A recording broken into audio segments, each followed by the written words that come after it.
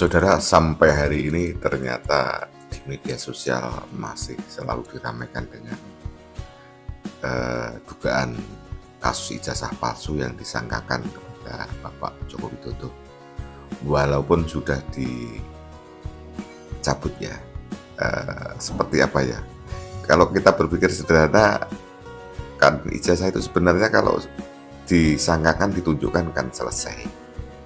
Tapi mengapa kok itu berbelit-belit ya? Apa memang ini politik? Biasanya kan begini. Nanti setelah di ruame di belakang Pak Jokowi menunjukkan, kan bisa saja.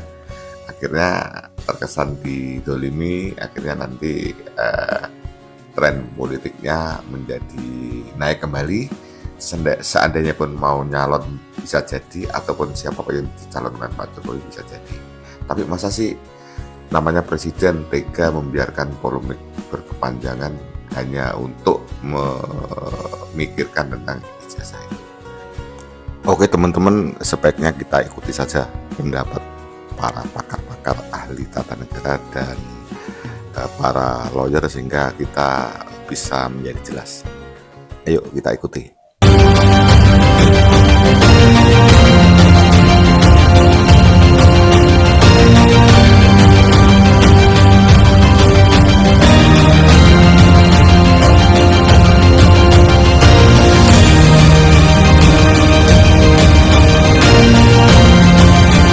Oke, bro.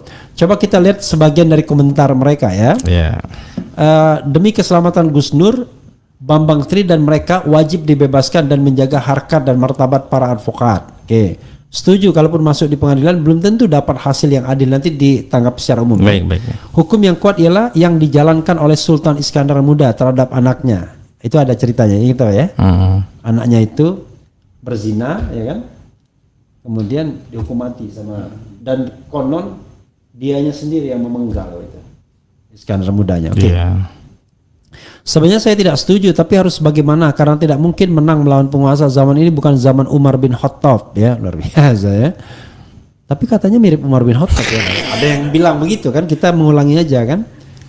Target sudah hands up, mission complete, no ijazah ya. Mundur hanya untuk mengatur strategi karena Bambang Tri sedang dalam tahanan. Pencabutan gugatan sepihak pakai F lagi, ini benar-benaran ya kan, oleh tim kuasa hukum Bambang Tri demi keselamatan nyawa Bambang Tri yang mengalami penyiksaan secara sadis di ruang tahanan Mabespori. Nah ini hoax ya. Hoax ya, Yeah. jangan berlebihan lah. Yeah. Ya. Sehat, saya pastikan sehat ya. Oke, jadi kendati pun kita itu protes dengan penangkapan, tapi ya kita jangan lebihkan juga. Yeah. Percuma digugat orang budak, itu kita nggak boleh juga ngapain ya. Tunggu setelah lengser langsung diusut dan hukum harus ditegakkan. Untuk saat ini hakim dan jaksanya belum tentu bisa berbuat tegas dan adil. Gugatan dicabut solusi terbaik demi melindungi penggugat yang saat ini dalam cengkraman polisi. Luar biasa ya. Tidak dalam cengkraman polisi, dalam tahanan. Ya. Kalau dalam cengkraman tuh dia cengkram terus dia ya kan. Nanti katanya ini dasar bodoh juga nih presenternya, katanya Refli Harun ini nggak ngerti gaya bahasa makna leksikal dan makna gramatikal ya gitu. Oke.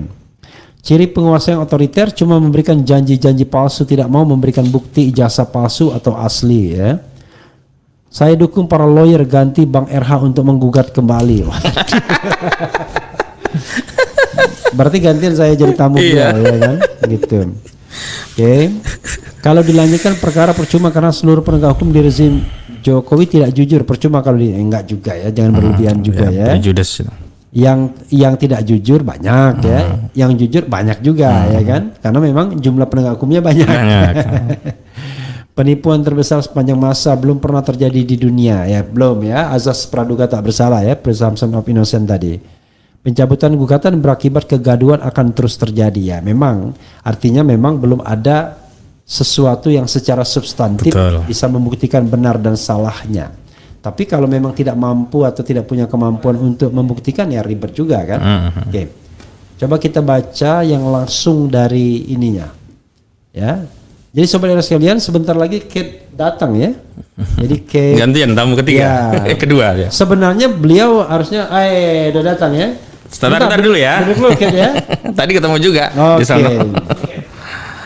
Oke, itu sedikit dari apa yang disampaikan Sobat Era sekalian ya. Luar biasa, Victoria ya. Masih segar? Wah, luar biasa. Betul-betul Alvin Lim itu gaya. Iya. Tadi bikin video juga saya. Oke. Papahnya dia.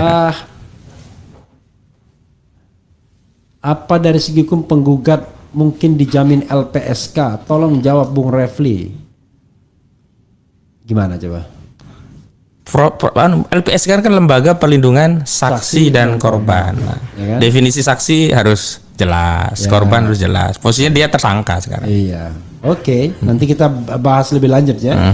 Jadi walaupun dia saksi dan korban, tapi ada pihak lain juga ya. Selain saksi dan korban, ternyata dalam praktek ada juga yang bisa dilindungi ya. Jadi termasuk juga terdakwa bisa dilindungi juga. Asal kayak si Baradae. Oh, anu ya. Menjadi justice collaborator ya. Justice collaborator ya.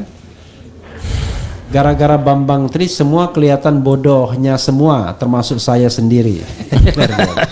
Tadi kita termasuk Ozinuddin ya dan Refli Harun ya. Di kantong saya ada 11.000, bukan triliun. BKANA triliun, nggak ngerti saya ini. Memang ada 11.000 katanya, belum disantong kantong satunya kan.